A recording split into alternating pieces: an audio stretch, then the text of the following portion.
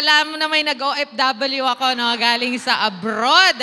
Magandang hapon Magandang umaga sa inyong lahat. Palakpakan natin ang Panginoon. Ang Diyos ay mabuti. Kanina ay medyo malakas ang ulan, di ba? Sabi ko, nako, talagang ang ulan minsan pagpapala, minsan ay excuse para hindi na magsimba. Kasi mababasa ang sapatos. Amen.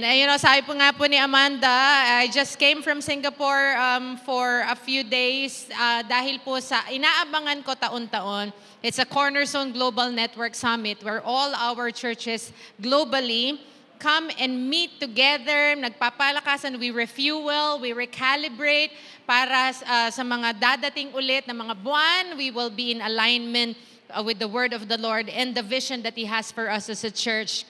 Kaya inaabangan ko po ito taon-taon. And I just feel so refreshed, so challenged. At makita po natin uli kung paano tayong patuloy na magpapalakasan, paano tayo muling susulong, especially that our theme for the whole month of July is about being battle ready. Ito po ang huling linggo ng July. At kaya ngayon magtatapos yung ating serye para sa Being Battle Ready. And then next week, August na. Ang bilis, ano? Parang hinanginan lang. Maya-maya lalabas na ulit silip-silip si Jose Marichan. At nakikita natin, napakabilis ang pag-inog ng mundo ngayon. Kaya dapat din lagi tayong handa. Because we don't know, how faster the times and seasons are gonna be. And we just want to keep being ready dahil malapit na ang pagbabalik ng Panginoon at ayaw nating abutan na hindi handa para sa lahat ng ito. Pero segue natin, nakumarkahan po ninyo August 9, yung ating anniversary. Ipag-imbita sa inyong mga kaibigan, kamag-anak, kapitbahay. This will be a big celebration for us, our 16th anniversary, and we are going to elevate again. Amen? Tumayo po tayong lahat. Pasalamatan natin ang Panginoon sa kanyang kabutihan sa atin. Hallelujah. Lord Jesus, we want to honor you. You are good.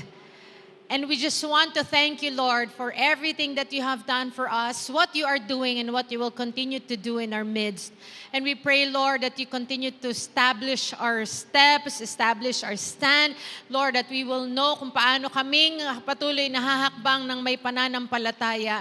Palakasin mo po ang bawat isa sa amin, kasihan mo ng banal na Espiritu ang bawat salitang mabibigkas ngayon, Lord, and Holy Spirit, you be our teacher. We thank you, Jesus, we pray. Amen and amen. Pakiapiran yung katabi bago kayo umaupo. Praise the Lord. Hallelujah. Amen. Last few weeks, we were challenged about being battle ready.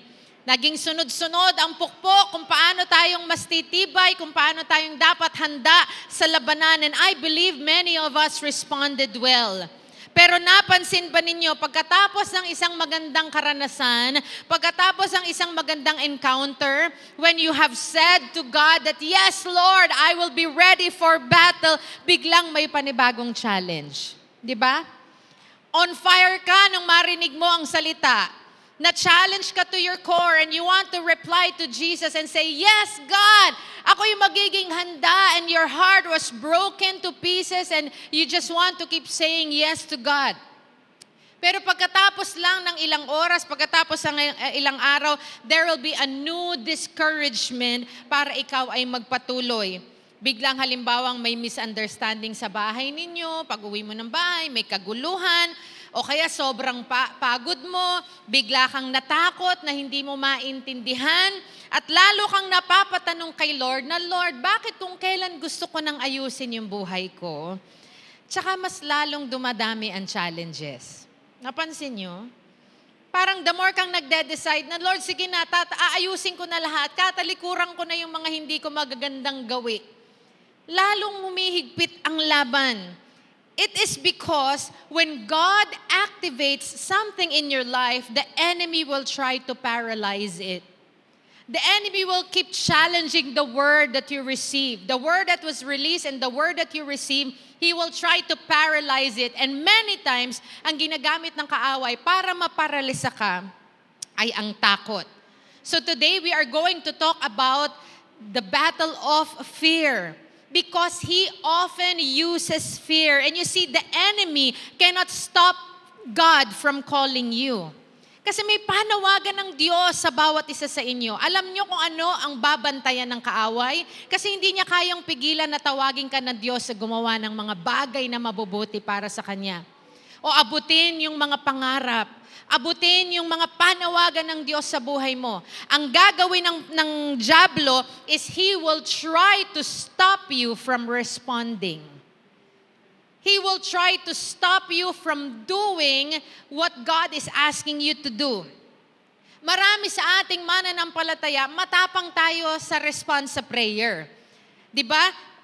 Narinig natin ng mga nakaraang linggo, yung sinabi ng Panginoon, na nagkaroon ng encounter si Isaiah in Isaiah chapter 6, and then he heard and he saw the spirits of God conversing with one another, the Father, Son, and the Spirit conversing. Sino ang padadala natin? Who are we going to send? And Isaiah said, Lord, here I am, send me. Do you remember that? And many of us, yan din ang posture. When we heard the challenge, when we heard the message, many of us, Lord, here I am, send me. Tama? Yun ang gusto nating posisyon. Lord, nato ko, sige go, gamitin mo ako, Panginoon. Pero pagkatapos ang service, sinabihan ka, pwede bang ikaw ang mag-lead sa susunod? Naku, wag na, nahihiya ako. Kakasabi mo lang, here I am, send me. Nung ipadadala ka, wag na, iba na lang, tsaka na. Nung nagpa-altar ko, lang sabi mo, Lord, sige, gamitin mo ako. Kinabukasan, sabi mo, Pastor, next year na lang ako. Promise, sa susunod na, wag lang muna ngayon. Parang marami sa atin gustong mag-volunteer when we were challenged and say, come on, this is what we are gonna do. And you responded well. Then, pag ikaw na, biglang may emergency. Iba na lang muna. That's what fear does. It paralyzes us. And you see, fear is learned. Natututunan nating matakot mula pagkabata hanggang sa ating paglaki. Pero pansinin ninyo, yung mga maliliit na bata, hindi sila agad natatakot. Hindi nga silang takot magtumayo sa upuan, pumunta sa mga matataas na lugar. Tayo yung takot na takot. Pag si Kaina, di ba, tumalon dito si, ay naku, Kaina, ba't ka nandyan? Tatalon dito si Kaina. Si Shema, pagka tumakbo dyan, parang gusto, kukurutin kita, Shema, bumaba ka dyan, nagigigil ako sa'yo. Diba si Calix, biglang mananakbo, wala silang takot. Hindi sila natatakot kumanta kahit sila'y sintonado. Tuwan-tuwa pa nga tayo pag hindi sila sabay-sabay nagsasayawan. Pero pag mga malalaki yan, di ba, nakakainis ka, synchronize kayo, ha? Single, double na lang, hindi nyo pa ma-perfect. Tayo ang natututong mahiya, tayo ang natututong matakot. Habang tumatanda tayo, nadadagdagan ang ating takot. Sa isip natin, ang sinasabi natin, baka pagtawanan ako, baka magkamali ako, baka hindi ako tanggapin. Fear is learned. Pero ang pinakamagandang balita, while fear is learned, faith can also be learned. Natututunan din natin magpalakas ang ating pananampalataya. Fear magnifies the obstacle, but faith magnifies God. Yung takot po, it's not simply an emotion. Throughout the scripture, fear becomes sinful when it keeps us from obeying God. Doon po kasi hindi naman lahat ng pag sinabing natakot ka, nagkakasala ka na. Nagiging pagkakasala ang takot kapag hindi mo na sinusunod ang Diyos dahil sa takot mo. Naiintindihan ng Diyos na marami tayong takot sa buhay, but He repeatedly calls His people to trust Him in the midst of our fears. Yung takot po, if you go to the book of Genesis, from Genesis chapter 1 to 3, there was no record of fear. And fear entered the world. Fear entered when sin entered the world. Nung nagkasala si Adan, doon siya nag-umpisang matakot. Kaya nung tinanong siya ng Panginoon, Adan, nasaan ka? Sabi niya, nagtago. Nagkumuha sila ng mga dahon, pinagtahi-tahi nila. Kaya silang mga pinakaunang sastre, mga unang mananahi. Nagtahi sila mula sa mga dahon at ginawa nilang pantakip. At nung tinanong ng Panginoon, bakit mo ito ginawa? Ang sabi ni Adan, I was afraid. Natakot kasi ako. But before he said that, there was no record of fear only when sin entered. There was no anxiety, no insecurity. There was no shame and hiding before sin entered the world. And we can look at it that fear was never part of God's original creation. Na pumasok lamang ito nang pumasok ang pagkakasala. Kaya, nung tanggapin natin ang kaligtasan ng Panginoon, when we receive salvation from the Lord, it's not just about forgiving our sins. Hindi lang para mahugasan tayo at mapatawad tayo sa ating pagkakasala. It is also about restoring our lives to live in confidence sa Panginoon. Kasi yun ang tinanggal ng takot. Humarap, lumapit sa Diyos. Sabi sa Romans chapter 8 verse 15, "For you did not receive the spirit of slavery to fall back into fear, but you have received the spirit of adoption." Hindi mo tinatanggap ang spirito ng takot. Ang tinatanggap natin is the spirit of adoption. You see, the spirit of adoption. Anong ibig sabihin nito? Dahil nung tayo'y mga hindi pa na-adopt ng Panginoon, an orphan, when you are not adopted yet, the orphan always says, I am alone. But when God adopts us, or when a family adopts you, you say, my Father is with me, my family is with me. The gospel transforms fearful people into confident sons and daughters. Hindi ka lang basta wala ng pamilya o putok sa buho. Meron kang pamilya. Kaya alam mong meron kang kasama na lalakad sa'yo pag ikay natatakot at yun ang gustong ma-establish ng Panginoon sa bawat isa sa atin. Let me share with you 4 quick points about what we can learn about battling fear. Number 1, fear is the opposite of faith. 2 Timothy chapter 1 verse 7 says, God has not given us the spirit of fear. Ang sumulat nito ay si Pablo at ang sinasabi ni Pablo dito, hindi lang bastang wag kang matakot. It's not just simply telling us don't be afraid, but he is telling us that the fear does not originate from God. Hindi ang Diyos ang dahilan, sanhi, o may gawa ng takot. Instead, what He is telling us, ang binibigay sa atin ng Panginoon, He gives us power, He gives us love, and He gives us a sound mind. Matinong pag-iisip. Yung mga nababaliw, yung mga nawawala sa ulirat dahil sa kanilang takot. Ang dami, when you talk to them, and many of them will say, parang pakiramdam ko may sumusunod sa akin. Yung, yung tawag nung panahon natin, tawag dong praning. Di ba? Yung parang napapraning ka, lagi kang tamang duda sa mga tao sa paligid mo. Because fear clouds judgment. You know what fear does to us? It clouds our judgment. It exaggerates problem. It focuses on circumstances. Pero anong ginagawa ng pananampalataya na opposite ng takot? Faith renews the mind. Faith remembers God's promises for us. And faith focuses on Christ. It centers on Jesus. Tingnan nyo si Pedro, nung sa Matthew chapter 14, yung kwento niya tungkol sa paglakad niya doon sa tubig. Nung hindi siya lumulubog, nung ang mata niya ay nakatuon kay Kristo. But when he shifted his focus, at ang nakita na niya ay ang malaking alon, yung malakas na hangin, nawala yung focus niya sa Panginoon, kaya nag-alsa yung takot sa kanyang damdamin. Hindi naman nabago yung storm. The storm was still there when he was walking on the water. What changed? His focus.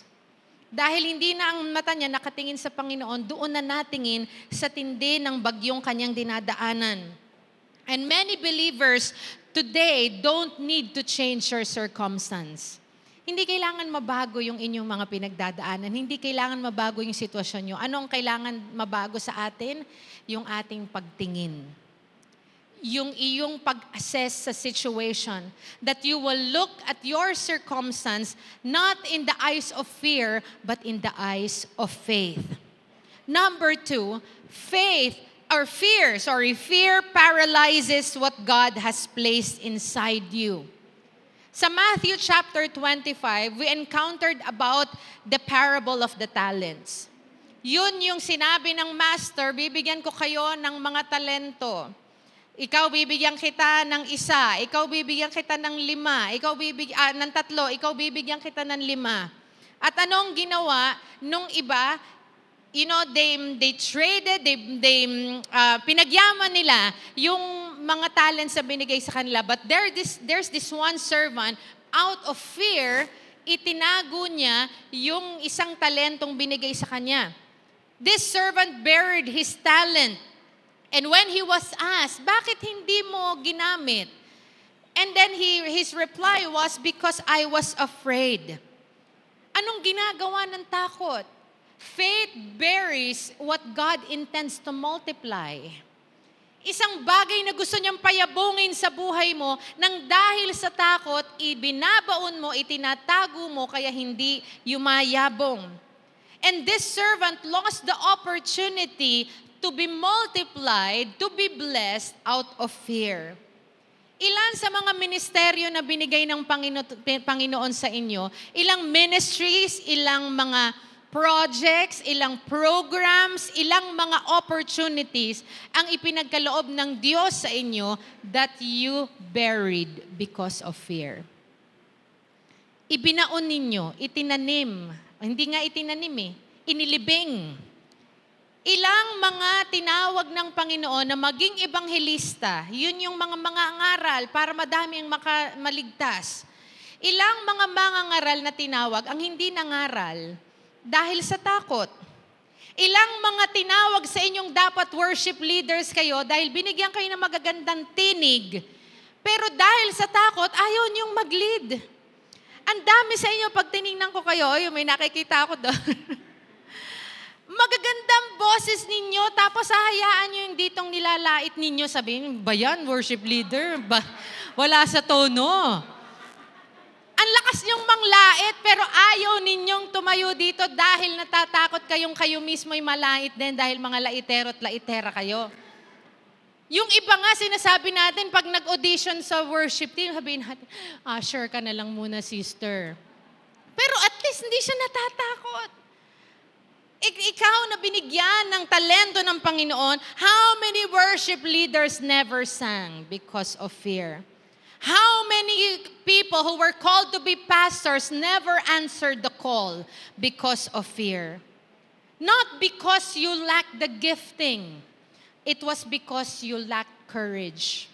Nawalan ka ng tapang. Yung takot, it buries the gifts that should be a blessing to generations. Hindi lang para sa iyo, kundi sa marami pang mga henerasyon. Alam niyo yung pinakamayamang lugar, hindi Singapore, hindi Dubai, hindi BGC. Ang pinakamayamang lugar, may pinakamayamang lugar na malapit sa inyo. Alam niyo kung ano? Sementeryo. Napakayaman ng lugar na yan. Alam niyo yung bakit? Dahil diyan nakalibing ang maraming mga kantang hindi na isulat. Diyan sa sementeryo nakalibing ang maraming mga simbahan dapat na hindi na itanim. Diyan nakalibing ang mga missionaries na hindi nag-say yes sa panawagan ng Panginoon sa kanila. Maraming nakalibing sa simbahan, sa sementeryo na mga guro na kailan may hindi nagturo. Marami diyan ang mga tinawag na maging leaders but never led because of fear. Dahil nahinto sila sa tanong na paano kung magkamali ako? What if I fail? Kaya hindi na sila sumubok. Hindi na nila hinakbangan. Ano pang mga nakalibing sa inyong mga sementeryo? What has fear buried inside you? It's a question you will have to ask yourself. And you ask God to deal this with you. Because we are now battling with fear. Ilan sa mga pangarap, panawagan, ang binigay sa iyo ng Panginoon, but you refuse to say yes to it out of fear. Minsan gusto tayong gamitin ni Lord, pero mas madaming kabisihan sa ating mga isip para magbigay ng maraming dahilan. Sabi nga nila, pag ayaw, maraming dahilan. Pag gusto, may paraan. Pero dahil natatakot ka, gumawa ka, nag-craft ka ng maraming mga dahilan sa isip mo. Binibigyan ka ng pagkakataon, ng panawagan, pagkakataon na hakbangan yung panawagan mo. Ang isasagot mo, Pastor, hindi ako pwede. Busy po ako. Pag sinabing gawin mo ito, ang sasagot mo, naku, mahiyain po ako. Wag po niyo akong schedule. Wag niyo pag-auditionin sa worship team. Mahiyain po ako. Pero pag karaoke, unang-una kang may hawak ng microphone. Pag tinanong, uy, kanta ka, nakakaya naman, 4-3-5-4. Kabisado mo pa yung favorite song mo, tapos My Way pa yung kinanta mo. Pero mahiyain ka ng mga bagay na yan. Ayaw mong ma-assign na magsalita kung saan. Babati ka lang naman. Sasabihin, halika, bumati ka. Ikaw ang mag-MC, mag-hello ka la, o kaya intro ka. Sa service natin, mag-intro ka. Sasabihin mo lang, magandang umaga po sa inyong lahat. Welcome to our Sunday service and we are blessed to see you today. Yun lang ang sasabihin mo, nahiya ka pa. Ayaw mo. Wag na po, mahiyain ako. Pero pag bidahan, ikaw ang pinakamalakas ang boses. Ayaw mong mangaral. Ayaw mong magturo sa cell group. Sabi sa'yo, mag-share ka lang. I-share mo nga lang yung testimony mo kung paano kang nakapulot ng 1,000 habang yung isa nawala na 1,000. I-share mo lang yung testimony mo. Ayaw mong mangaral, pero ikaw ang pinakamalakas pumuna ng tao. Ang lakas mong magbuo ng union. Nagigigil ako sa'yo. Ayaw mong sumama sa cell group. By the way, may announcement tayo, may mga cell group sa'yo. Pag wala kayong cell group, nako, mag-isip kayo. Because in cell groups, that's where you are going to grow. If you want to be involved in a cell group, contact Pastor Leo, Paulo, Villarete, Bombo. Contact PL. You must find your cell because that's the cell. In the cell, there's where you're gonna grow. Doon ka lalago. Ayaw mong mag-involve sa cell group, pero gustong-gusto mong, halika, sama-sama tayo, dito tayo magkainan tayo, magkapi-kapi tayo, tapos ang pag-uusapan ninyo tungkol sa mga reklamo ninyo sa simbahan, reklamo ninyo kay sister ganito, reklamo nyo kay ganyan, punan nyo kay ganyan. Naku po, nanggigigil ako sa inyo, wag nyo akong maimbit-imbitahan dyan sa kapihan nyo, talagang mangungurot ako. Kasi anong nagbubunga doon? Complain, mag-uusap-usap kayo tungkol sa pamumuna. Pero pag kayo'y inassign, hindi ka mahiyain, selective ka lang. Amen? Sabi mo sa katabi mo, hindi ako yun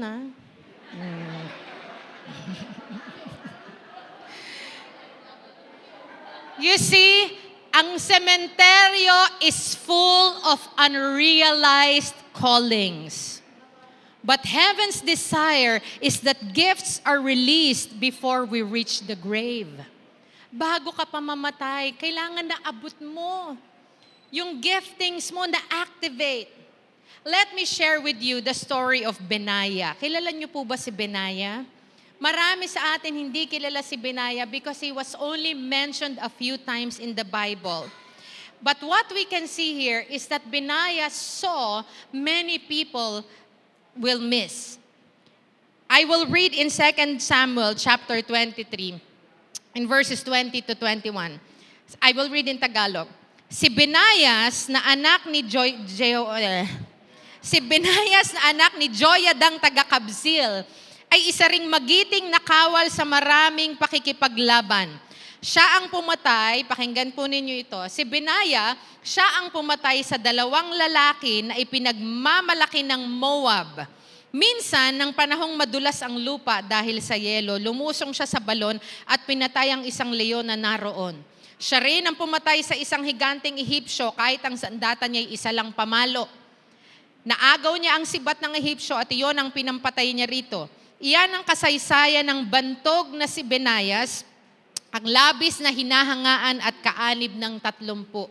Kasi si David, meron siyang a mighty 30. Okay? Meron siyang 30 mula sa hundreds of soldiers that he has. And in this mighty 30, kasama dito si Benaya, na nabanggit kung ano yung kanyang mga ginawang katapangan. Meron akong gustong i-highlight dito. Imaginein po ninyo ito because I am a very imaginative person, you see. Pagka nagbabasa po ako ng kwento, nabubuo sa aking isipan para siyang nagiging film. And when I read the story, nabubuo sa aking isipan, anong kwento nito ni Benaya? Imagine niyo dito, malamig. Dali imagine niyo ako, nagano tayo, dali. Malamig. May snow. Wala tayo niyan dito, hindi nyo ma-imagine. Ilan pa lang nakaranas ng snow. Malamig, may snow, sabi sa Bible, madulas, kasi wet snow ito. Tapos may bakas ng paa ng leon, dahil may lion doon. Ano ang gagawin ninyo kung kayo yun? Malamang, aalis kayo. Ay, may leon dito. Oh my gosh. No, you know, in the CGN, we were treated to go to the night safari. Ang dilim. Kasi nga night safari. Pero yung isang nag-highlight sa akin, nagpunta kami doon sa isang area, we saw a wolf. It was a big creature, my gosh. First time ko makakita ng wolf. Kasi nakikita ko lang yan sa picture. Hindi ko ma-imagine na ganun pala kalaki itong wolf na to. And it was majestic. Nag-goosebumps ako pag, oh my gosh, this is a wolf. At malamang, hindi pa ito yung full-blown na wolf na talagang makikita nyo in the wild. Medyo tamed pa ito. Nakita ko yung laki ng wolf. So imagine niyo yung totoong lion na nasa wild. So makita mo yung footprints ng isang lion. Ano ang gagawin ng isang normal na tao pag nakakita ng footprints ng lion? Malamang lumalayo. Pero ang ginawa ni Benaya, sinundan niya itong footprints ng lion. Inisip ko, anong klaseng tao tong si Benaya na nakakita ng lion tracks, tapos sinusundan at ang nasa isip niya, exciting to, may lion. Dahil ako, makakita lang ako ng ipis, tapos lumipad, ay, tatakbo talaga ako. Hindi ko talaga kaya ang ipis. Pero si Benaya, hinabol ang leon, sinundan ang leon. Tapos ang sabi dun sa Bible, this lion fell into a pit. Okay, nahulog siya. At ito na ang tingin kong pagkakataon dapat kay Benaya para umuwi. Kasi yes, thank you Lord, nahulog na ang lion, safe na ako. Pag nakasalubong kayo ng hayop, ng leon, matapang na leon na alam niyong kakainin kayo kasi wala pang kain tong leon na to, ano ang soundtrack niyo? Malamang anong kinakanta nyo? Ako, kunin mo, O Diyos, at tanggapin mo ang aking, kalooban. Diba? O kaya, Lord, I offer my life to you. Kasi nandyan na yung leon. Kaya kung aalis ang leon, nahulog yung leon sa balon, pagkakataon ko na ito para tumakas. Pero anong ginawa ni Benaya? Bumaba pa siya doon sa balon. Because he understood something. He understood that sometimes the opportunity God gives you may look dangerous. Nakakatakot hakbangan. What did Benaya do?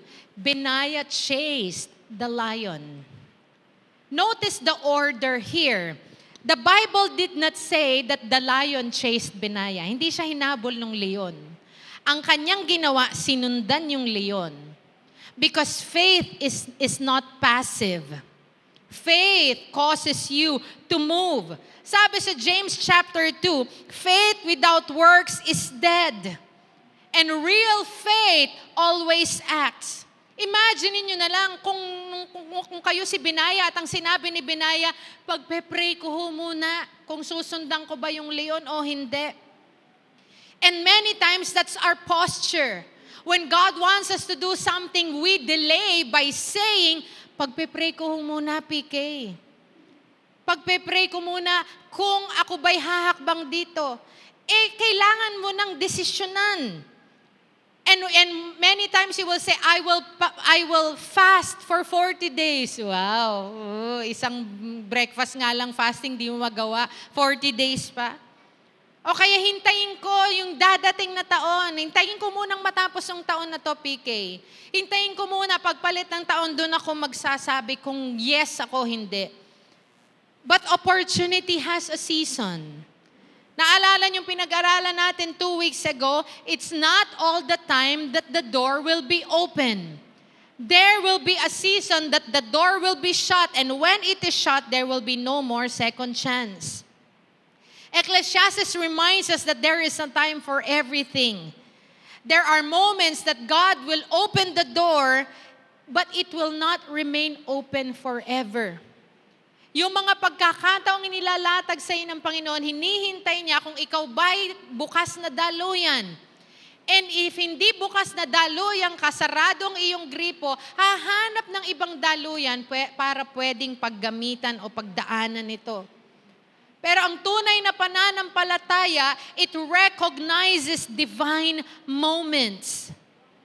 And that's what fear tries to challenge. Dahil ayaw ng takot na makita mo yung mga divine opportunities na binibigay ng Panginoon sa iyo. So third point, God usually sends opportunities disguised as problems. Sabi sa Romans 8:28, God works all things together for good. Pag tiningnan niyo yung leon na hinabol o sinundan ni Benaya, it looked like danger, of course. Pag tiningnan nyo yung balon na nilusong pat pinuntahan nitong ni Benaya, it looked like a disaster. The snow looked like a terrible timing. Ang dulas pa niya. Kung manakbo si Benaya, madudulas pa siya. For sure, mahahabol siya ng leon. Yet every one of those details becomes part of Benaya's testimony.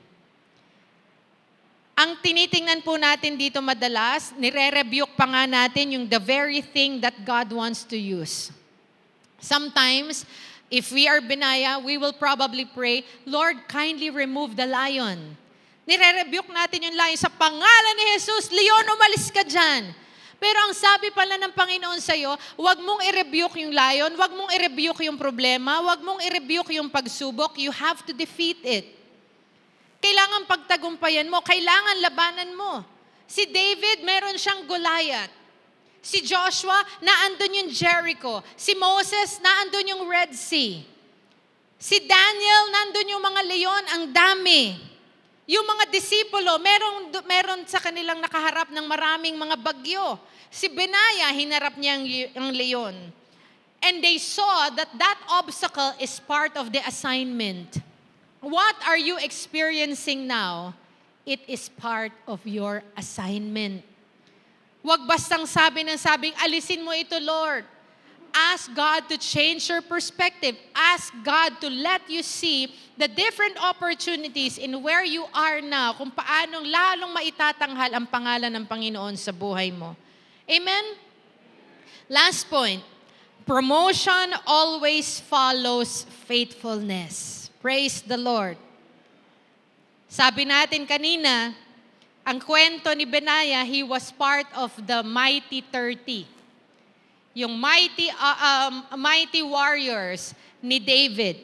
But in 2 Samuel chapter 23, in verse 23, we move forward. David promoted him. Years later, in 1 Kings chapter 2, verse 35, nung si Solomon na ang naghahari, Solomon appointed Benaya to be the commander over Israel's whole army. Nakita niyo yung promotion na binigay ng Panginoon sa kanya? It is because he overcame fear. From being part of the mighty 30. Kasi yung mighty 30 na yun, meron pang best 3. Hindi pa siya kasama dun sa best 3.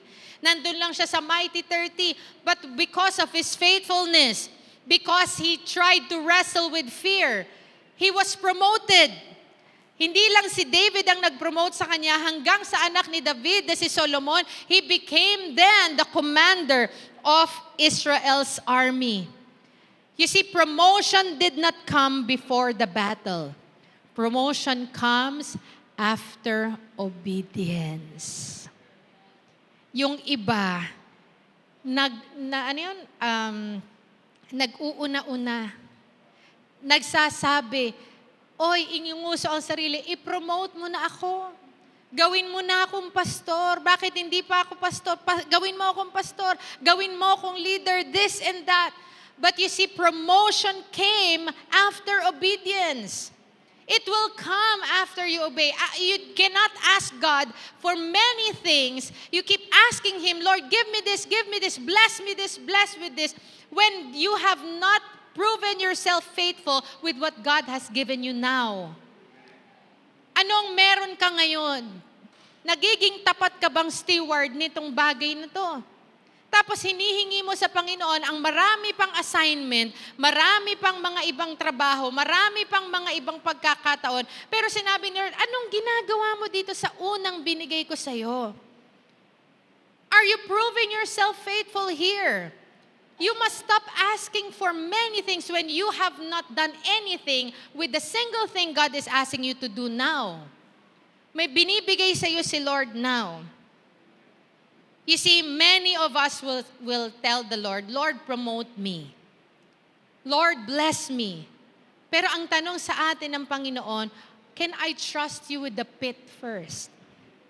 Can I trust you with the small things muna? Can you do this for me? And if we will not find ourselves faithful with small things, God will not give you bigger things.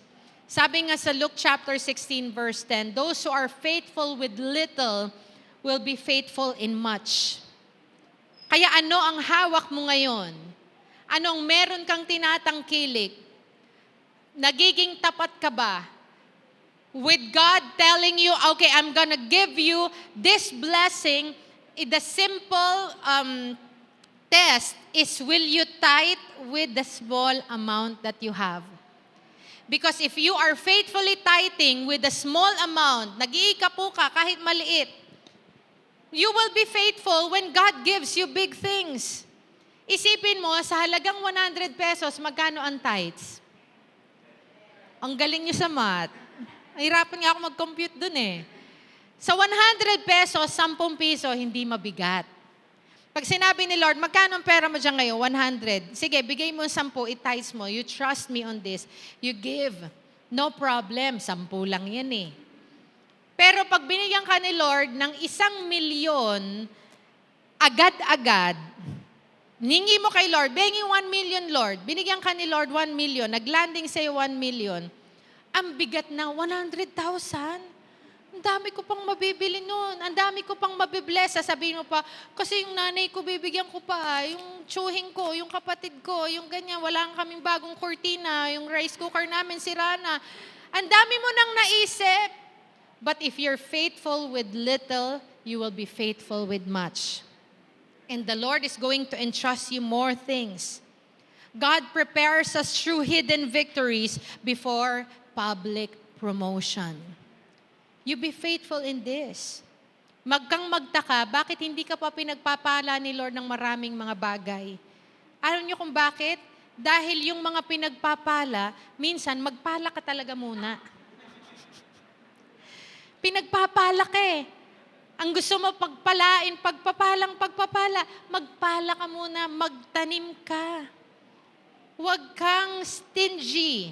Huwag kang tikom ang iyong mga kamay.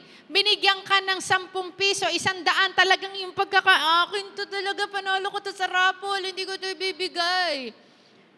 And sabi ni Lord, you loose your hand. Loosen the grip. Dahil pag nakaganyan ang iyong kamay, kahit anong laglag pa ng pera, wala ka na masasalo.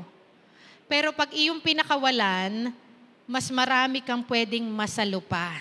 Amen? We'd like to end here. Hindi na po natin kailangan sa mundong ito ng marami pang mga mananampalataya na maging komportable sa buhay. Kasi madami na tayong komportable. Ang kinakailangan ng Panginoon, yung mga may tapang. Ang mas kailangan dumami yung magiging matapang sa pagharap sa mga takot. Hindi na kailangan ng pamilya natin ng maraming mga magulang that will be controlled by fear. Your children don't need that. Ang kailangan ng pamilya nating lahat, ay mga tatay who will pray with boldness. Our families need mothers who believe God's promises. Our families need young people who will be very bold and not ashamed about Jesus to share them to their schools. Kailangan natin ang mga businessmen who will honor God whatever it costs them. We need pastors who will preach the truth even when it is unpopular. Hindi natin kailangan ng maraming pastor. Ang kailangan natin mga tao na mangangaral ng walang takot. Because many pastors are afraid to touch on subjects na hindi magugustuhan ng miyembro. There are many pastors who are not confrontational. When there are issues in the church, they don't want to confront because they don't want to rock the boat. Not just pastors, leaders. Ayaw nilang magulo yung balance. We have the good balance in our ecosystem already. Ayaw kong masaktan si sister ganito, si brother ganyan, kasi yan ang malaking mag-tights. Hayaan mong umalis. Huwag mong i-compromise yung truth, even when it hurts, even when it is unpopular. Kailangan natin mga mananampalataya who will be more afraid of grieving the Holy Spirit more than offending the culture. We have a lot of people na madaling ma-offend or madali na ma-offend sa culture. But you have to make a stand. Pag hindi nasasaktan ang tenga mo sa napakaraming pagmumura sa paligid mo, there's something wrong, kapatid. Pag hindi ka nasasaktan sa mga biro patungkol sa Diyos, mga biro patungkol sa langit, I just recently heard about this and oh my gosh, yung aking, oh my gosh, I hate drugs. Talagang, sumakit ang tiyan ko when I saw that clip talking about heaven and the beauty of heaven. If you're not hurt about that at natataw ka na lang pero hindi ka nasasaktan, there's something wrong. We will not be afraid of offending culture. We must be afraid of offending and grieving the Holy Spirit. Ano ang posture ninyo ngayon? Saan kayo natatakot? Natatakot ba kayo sa Diyos? O natatakot kayo sa sasabihin ng mga tao sa paligid ninyo, kaya ayaw ninyong galawin yung inyong bangka? Sometimes you just want to be a wallflower.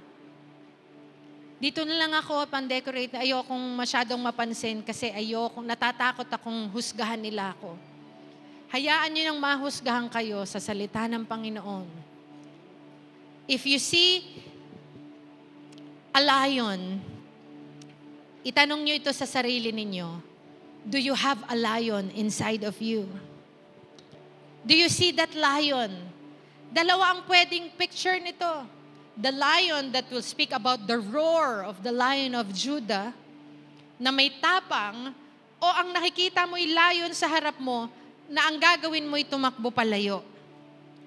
Will you run if you see a lion in front of you now? Or will you chase it? Will you chase it? Gaya ni Benaiah. There are two kinds of pain. The pain of obedience and the pain of regret.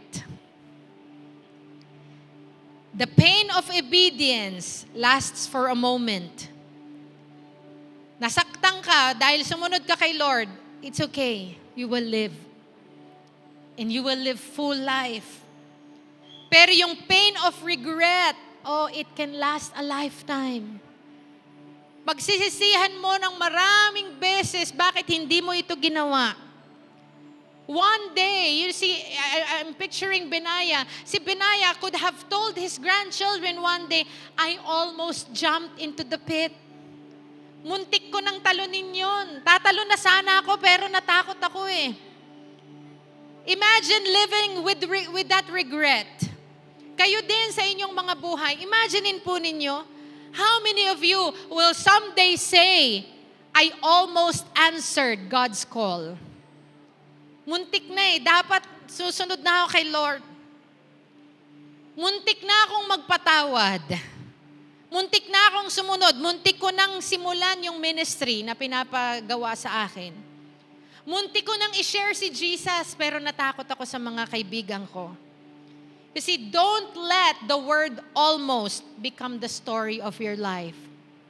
Because almost is still not good enough. Maybe your lion is not outside you. Maybe that lion is inside of you. Ano yung lion na yun? The lion called fear, the lion called insecurity, the lion called shame, the lion na paulit-ulit sinasabi sa iyo sa loob mo that you will never be good enough. What will other people say about me? Pero ang Panginoong Jesus, hindi siya namatay at hindi siya nabuhay uli para lang ikaw ay patuloy na makulong sa takot. He died to make us free. And the Holy Spirit was not poured out on the day of Pentecost to produce shy, timid, afraid believers. Kaya bumaba ang banal na Espiritu nung araw ng Pentecost is that He wants to have bold witnesses. That there will be people who will be bold enough to declare the Word of God. Kaya ngayong araw na to, don't just ask God to remove your fear. Ask Him for the courage to obey despite your fear. Kasi yung takot, we acknowledge that yes, sometimes you really are fearful. Pero ang buhayin ng Panginoon sa'yo, magkaroon ka ng tapang na hakbangan ng mga bagay-bagay kahit ikay natatakot. Hindi po natin maaalis ang takot. Lalo sa mga magulang, pag meron kang anak na nagkasakit, may takot. Merong mga nangyari sa'yo, sa pamilya mo, may takot. Pero hilingin mo sa Diyos yung tapang na magpatuloy kahit ikay natatakot. Courage is not the absence of fear. Courage is choosing to trust God when fear is still knocking at your door. Kahit nandiyan pa yung takot. And when you choose faith over fear, you will discover what Benaiah discovered in his life. That on the other side of your greatest battle will be God's greatest assignment for your life. Narito yung panawagan ng Panginoon sa iyo. Stop running from the lion. Hear that again, church. Stop running from the lion. What you need to do is to trust the Lion of the tribe of Judah. You chase the opportunity God has placed before you. You have to walk in faith. You have to obey His voice. And you let your life declare that our God is greater than every fear that you will have. Amen? Tumayo po tayong lahat. And can I ask everyone to just bow their heads and close their eyes?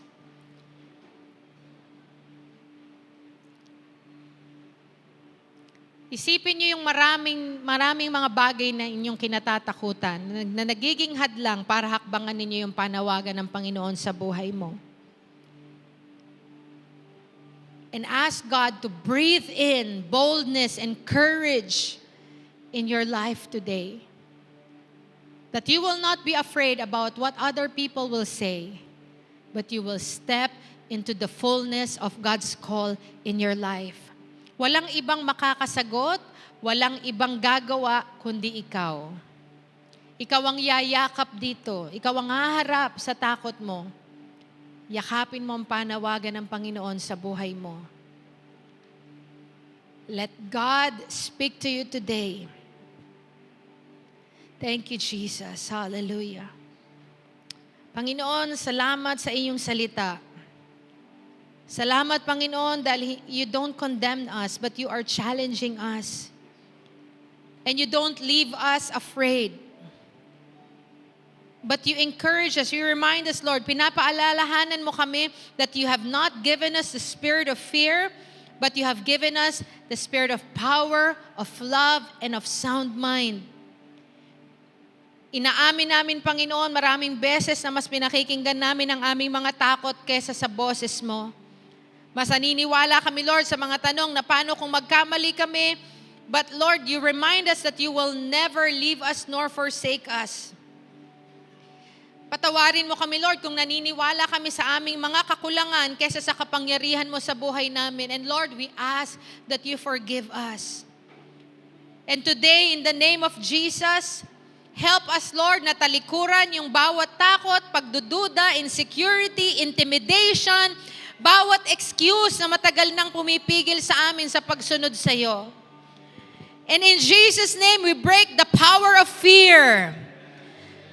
Yung takot sa failure, takot sa rejection, takot sa criticism, takot na magkamali, takot na mag-umpisa, magsimula, at takot na sumunod, Lord, sa panawagan mo sa amin. And we declare, Lord, that these fears no longer have any hold in our lives today. Lord, palitan mo yung takot namin ng banal na pananampalataya sa iyo. Bigyan mo kami ng tapang gaya ni David na humarap kay Goliath. Bigyan mo kami, Lord, ng katapangan na gaya ni Benaya na habulin yung leon. Dahil alam niya na sa kabilang dulo ng laban na ito, Panginoon, naroon ang layunin mo para sa kanyang buhay. Help us, Lord, to be lion chasers also, because we know, Lord, the fulfillment of your call upon our lives is when we face fear and obey you. May mga tao rito, Panginoon, na matagal mo nang tinawag. May tinawag ka sa kanilang maglingkod. May tinawag ka sa kanilang manguna, to be leaders, to preach and share the word.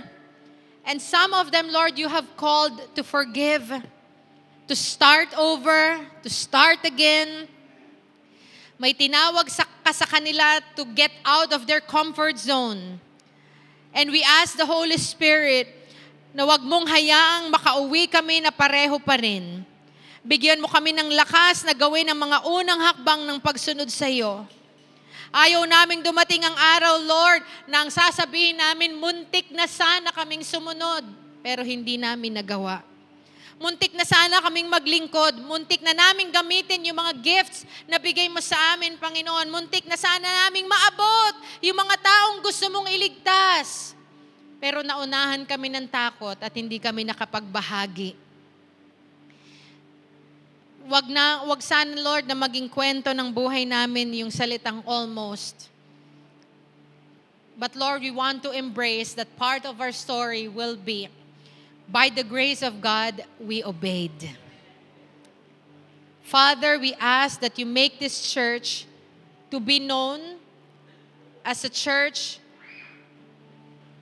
that fears you more than anything else. That we will not be known as a church who is fearful, but a church of faith. We pray, Lord, na ang mga katatayan sa tahanang ito, sa simbahang ito, ay nagiging matapang din na manalangin para sa kanilang pamilya. May mga nanay na matapang na magtuturo ng salita ng Diyos.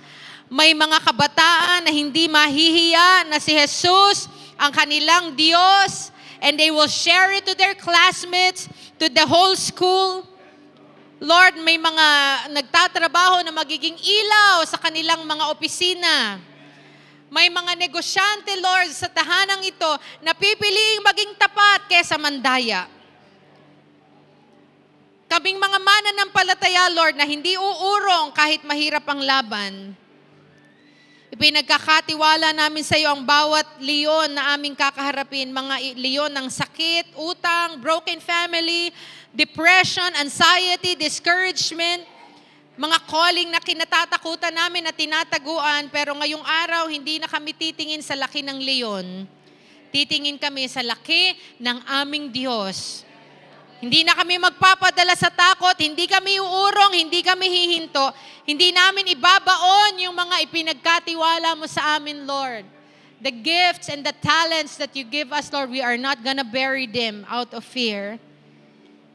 But we are going to walk in faith.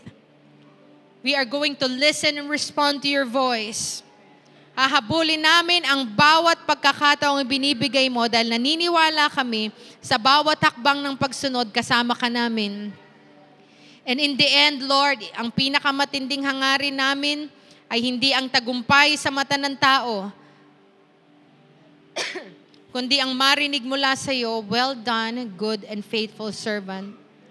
Hanggang sa araw na iyon, tulungan mo kaming mamuhay ng may tapang, lumakad ng may pananampalataya at maglingkod ng buong puso. We make this bold declaration today, Lord, as we end, that fear will not control us, but faith will lead us so that Jesus can be glorified. All this we ask in the mighty name of your Son, Jesus, we pray. Amen and amen and amen. Praise the Lord. And let this be our practice from this day forth. Before you go, we have leaders around. We'll ask the leaders to pray for you too. Be a blessing. You can pray for the person beside you also. Just give a declaration of blessing. Huwag niyong katakutan ang manalangin. At yan ang unang takot na hakbangan ninyo ngayon. Bago kayo lumabas ng pintuang ito, meron kayong at least isa na naipanalangin. Even a short one, say, I just want to bless you, Father. Lord, I bless this brother, I bless this sister, and I pray for whatever prayer request that they have, that it will be granted in your will. In your Son, Jesus. Be a blessing. Don't be afraid. Humakbang ng may pananampalataya. Amen? The Lord bless you and the Lord keep you. The Lord make His face to shine upon you and be gracious to you. The Lord lift up His countenance upon you and give you His peace, both now and forevermore. And everybody say, Amen and amen and amen. God bless you, everyone. Have a good day.